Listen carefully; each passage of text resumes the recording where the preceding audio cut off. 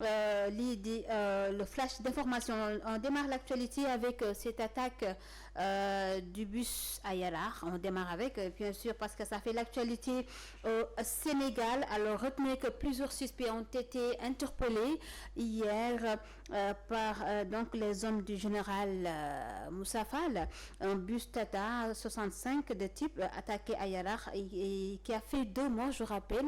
Et il s'agit de 2 jeunes filles, dont une elle est mineure et n'a que 7 ans. Et le procureur Abdoukarim Diop, lui, il parle d'attentats terroristes donc à Yarar. Et là, on nous informe aussi que la police a mis la main sur une dizaine de personnes qui seraient inculpées directement dans ce drame. Et seulement 48 heures après cela. Et l'on nous apprend également que ce sont les hommes, voilà, comme vous voyez sur ces images, les hommes du haut commandant de la gendarmerie nationale. Là, il s'agit du général Moussa Fall.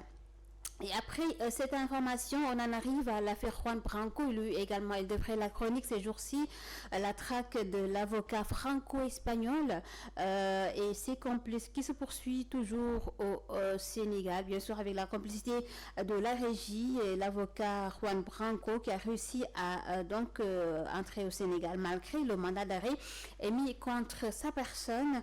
Il a fondu dans la nature juste après avoir pris part voilà, à cette conférence de presse. C'était dimanche dernier, conférence de presse des conseils du leader de Pastef, Ousmane Sonko. Et aujourd'hui, l'on nous apprend que la police cible un des avocats d'Ousmane Sonko qui aurait aidé l'avocat Juan Branco à emprunter la frontière sénégambienne pour entrer en tout cas au Sénégal. Là, l'on nous informe aussi que Bentaleb Sow, je rappelle, voilà, comme vous voyez sur cette image, Bentaleb Sow, lui, il fait partie de la cellule de com de Pastef. Lui également, il a été placé sous mandat de dépôt pour donc avoir en tout cas aidé Juan Branco à séjourner au Sénégal. Alors, autre actualité, on en arrive à la politique, voilà, après la justice. Toujours avec la complicité de la régie, le fameux candidat de Benno Bokk Yakaar pour la prochaine présidentielle. Et là, selon nos confrères, Macky Sall, il a présenté une charte de 10 points. Selon la charte, tous les candidats à la candidature de Benno, ils devront se conformer à cette charte. Alors, qui a 10 points, je rappelle. Et là, on peut en citer 4 points. Le premier nous dit que le candidat choisi sera le candidat du consensus, donc il va diriger toute l'équipe. Et un engagement également sur l'honneur à accepter le candidat choisi. Autre point du pacte, c'est le candidat choisi doit poursuivre le travail de la coalition Benno Bokk Yakaar. Et le candidat doit aussi bénéficier du soutien des autres candidats. Voilà donc ce qu'on peut lire en tout cas de ces 10 points qui forment ce fameux charte présentée hier par la coalition Benno Bokk Yakaar. Alors on va terminer l'actualité avec l'international. Le président Bazoum, là c'est au Niger, il appelle aujourd'hui à l'aide le président Bazoum qui, je rappelle, a été destitué par des putschistes. Les putschistes, pendant ce temps, ils ont toujours fait dans la menace. Aujourd'hui, Bazoum Mohamed, il a prédit des conséquences néfastes, dévastatrices dans la région du Niger. Voilà, comme vous le voyez, si le coup d'État réussit dans son pays. Et aujourd'hui, il appelle une aide à la communauté internationale pour soutenir un peu les Nigérians.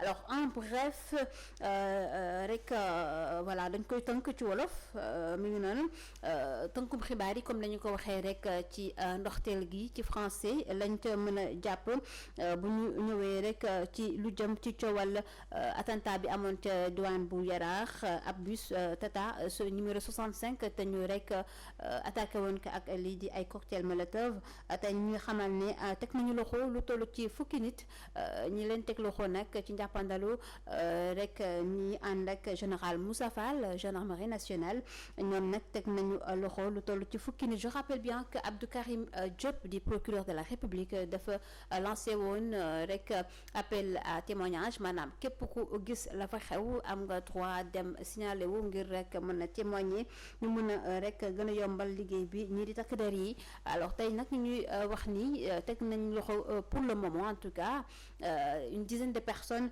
pour rek ñu xam ñan ñoo leen def ñaawteef gu ñu mel.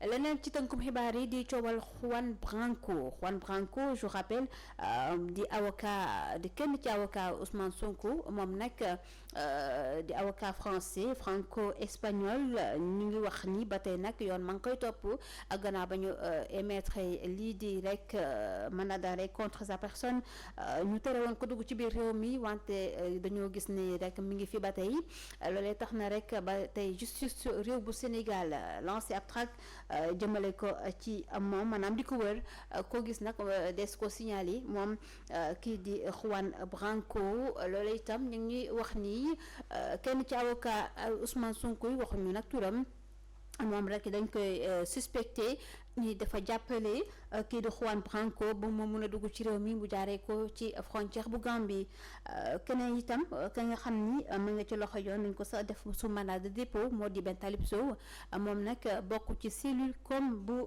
Pastef voilà ñu ñëw ci candidat Benno Bokk Yaakaar bu rek pour la prochaine présidentielle ku na xam ne ni démb la njiitu réew mi doon leen doon dalal foofee ca palais de la République ci noonu nag présenté nañ fa ab charte ba nga xam ne dañ ciy tënk ñoom ñëpp ña fa teewoon ñu ne tënk ko ci fukki ponk ya mën nañ caa wax ni candidat ba nga xam ni moom la njiitu réew mi de choisir ñëpp a cay dëppoo beneen ci ponk yu am solo yi moo di candidat ba nga xam ni moom la ñuy choisir ñëpp koy jàppale donc du am benn ndëgg sërëx leneen également ba tey ci engagement yi moom candidat ba ñu nar a choisir dafay wéyal liggéey ba nga xam ni coalition Benno Bokk Yaakaar doxoon na ko ci nguurug Macky Sall. Actualité internationale ma ngi yóbbu ci diwaan bu Niger foofee nag ku na xam ne ni ñu nga ba tey ci coup d'état maanaam Mohamed Bazoum ma nekkoon ci bopp réew ma dañ ko fa teggi tey jii moom nag ma ngi woo communauté internationale bi ngir ñu jàppale réew bu Niger ndax taskano sonn nañ lool tey jii ma ngay rek yuuxu di woote wallu ndaxte ku na xam ne ni Niger ci jamono ji ay kuréel yu bëri dañ leen ko embargo te loolee tax baskan wa mënatuñu dund ci dundin gu sell dañ koy rek jeexale ak wàllu sport ku na xam ne ni suñu gaynde yi les lions de l'Afrobasket démb ci Rwanda voilà donc dañu rek jël raw gàddu gi devant les Maliennes voilà donc avec un score avec 10 points maanaam daal ëppale nañ leen 10 points d'écart maanaam dañ leen wax jaarama suñu gaynde yu jigéen yi Afrobasket ñoom nag ñu war a dajeek réew bu Nigeria pour la finale di la ñaanal encore une fois une belle victoire devant les Nigérianes.